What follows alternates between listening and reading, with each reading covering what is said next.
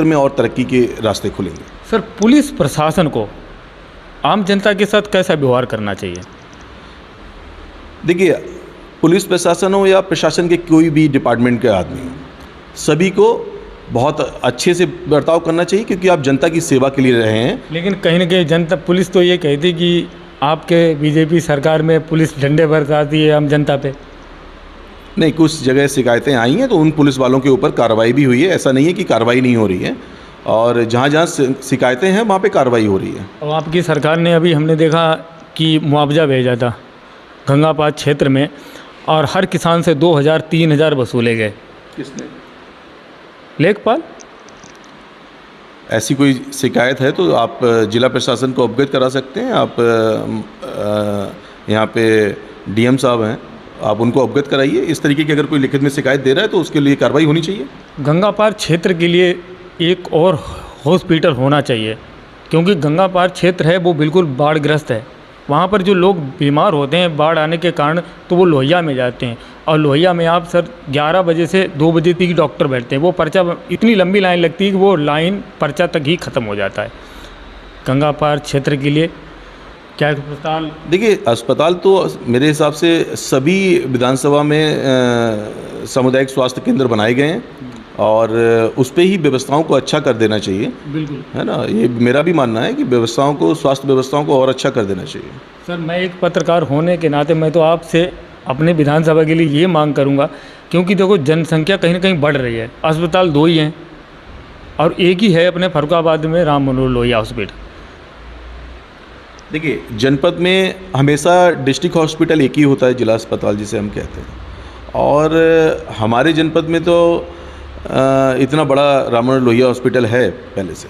और अगर आप एक विधानसभा के लिए बात करेंगे तो बाकी विधानसभा को भी लिए भी सबके लिए देना है, तो ऐसा मुमकिन नहीं है कि हर एक विधानसभा में, तो क्योंकि एक बड़ी लोकसभा है फर्रुखाबाद, 5-5 विधानसभा इसके अंदर में आते हैं, तो आप ऐसे अगर डिस्ट्रिक्ट हॉस्पिटल्स को बनाने की मांग करेंगे, हम आपकी जो मांग है, जो आप जनता के लिए कहना चाह रहे हैं, हम उस पर सिर्फ इतना ही सरकार से अपील कर सकते हैं कि जो सामुदायिक स्वास्थ्य केंद्र बनाए गए हैं उनमें व्यवस्था और अच्छी करी जाए, उसके लिए डॉक्टर्स को और तैनात किया जाए, उसके लिए व्यवस्था अच्छी। वो इसलिए क्योंकि बाकी जो फर्रुखाबाद है वो बाढ़ में नहीं आता है, सिर्फ एक ही विधानसभा आती है, अमृतपुर।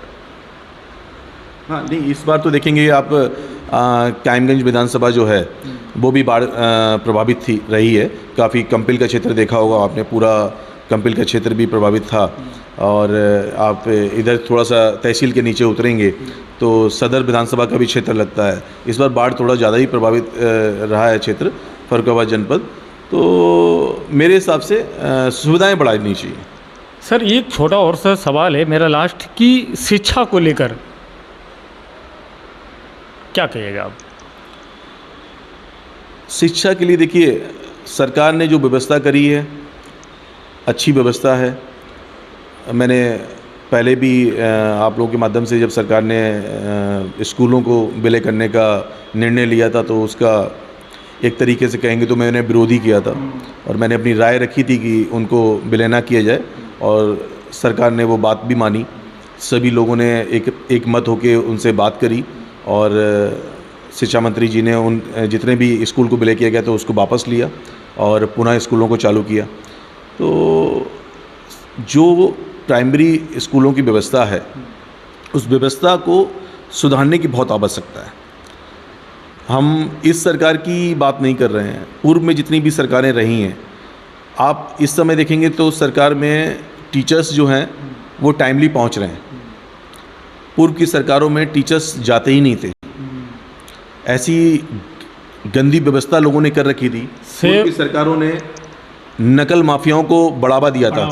आज की डेट में सिर्फ नकल की जो व्यवस्था है वो उत्तर प्रदेश में नहीं हो सकती। आप कहीं भी अन्य जनपद में जाके वो करवा सकते हैं, लेकिन उत्तर प्रदेश में आप अगर पढ़ेंगे लिखेंगे तो ही पास होंगे। बिल्कुल बिल्कुल, यही होना भी चाहिए सर। तो ये इस तरीके की व्यवस्थाएं जो हैं वो उत्तर प्रदेश सरकार करा रही है। आप प्रशासन की व्यवस्था, मैं मानता हूं कि सख्त प्रशासन है, लेकिन अगर प्रशासन सख्त नहीं होगा तो ये गुंडागर्दी जो है, ये जो माफियागिरी जो थी, वो सब ख़त्म किस सरकार में हुई? इसी सरकार में ख़त्म हुई है। कहीं न कहीं ये आम जनता का सवाल रहता है कि बीजेपी एसटी है, एससी है, ओबीसी के साथ गुंडागर्दी कर रही है? ये बिल्कुल ही गलत सवाल है। आप बताइए किसको नहीं। हमारे पास एक डिप्टी सीएम जो हैं हमारे माननीय केशव प्रसाद मौर्य जी हैं, हमारे पास एक डिप्टी सीएम है माननीय ब्रजेश पाठक जी हैं, हमारे सीएम हैं योगी आदित्यनाथ जी हैं। जो लोग उनके ऊपर जो लांछन लगाते हैं कि वो ठाकुर समाज से आते हैं, क्षत्रिय समाज से आते हैं, संत का कोई समाज नहीं होता। संत जो होते हैं वो सर्व समाज को लेकर चलने वाले व्यक्ति हैं। उनके मंदिर में अगर आप देखेंगे तो मंदिर में अगर कोई स्वीपर होगा तो क्या उनको परमिशन नहीं है जाने की? गोरखनाथ मंदिर में क्या स्वीपर को जाने की परमिशन नहीं है? क्या अनुसूचित जाति का व्यक्ति वहाँ जा नहीं सकता है क्या? जनता तो यही कहती है। जनता के देखिए, जनता नहीं, ये विरोधी कह रहे हैं उनके, जो उनके राजनीतिक विरोधी हैं वो ये सब बातें उठाते हैं। जनता कभी नहीं कहती। जनता योगी आदित्यनाथ जी को इतना मानती है, इसलिए तो 2 बार जिताया है, उनको गद्दी पे बैठाया किस लिए? चलो हम तो 1 मिनट के लिए हम उत्तर प्रदेश से बाहर जाते हैं। हरियाणा के जो अभी केस हुआ था, एक IPS अरुण कुमार थे, वो वर्तमान में खुद IPS थे और घर में, और उनके फूफा खुद DGP पंजाब थे। उनकी 5 दिन उनकी बॉडी मर्चुरी में रखी गई। उनकी बीवी एक खुद वर्तमान DM थी और उनके साथ न्याय नहीं हुआ। कहीं ना कहीं वो मंदिर को ही लेकर ये गया था कि वो हरिजन ST में आते हैं, उन्हें मंदिर में नहीं जाना दिया, इसीलिए उन्होंने फांसी लगा ली, फिर भी उन्हें न्याय नहीं मिला। वहाँ पर भी आप ही की सरकार। ये एक तरीके से राजनीतिक षड्यंत्र है। कोई ये सब मनगढ़ंत कहानियाँ हैं लोगों की बनाई हुई हैं, और ये ऐसा कोई भी मुद्दा नहीं है जिस मुद्दे को ये लोग उठा रहे हैं। आप देखेंगे हमारे बीजेपी सरकार जितना आम जनमानस का, सर्व समाज का जो विकास की बात कर रही है, सर्व समाज को साथ में लेके बात कर रही है। हमारे प्रधानमंत्री जी को देखेंगे, उन्होंने वाल्मीकि समाज के लोगों के पैर धुए हैं। हाँ, आजकल मैंने भी देखा है। आजकल नहीं देखा, मैंने पिछले 10 सालों से मैं देख रहा हूँ।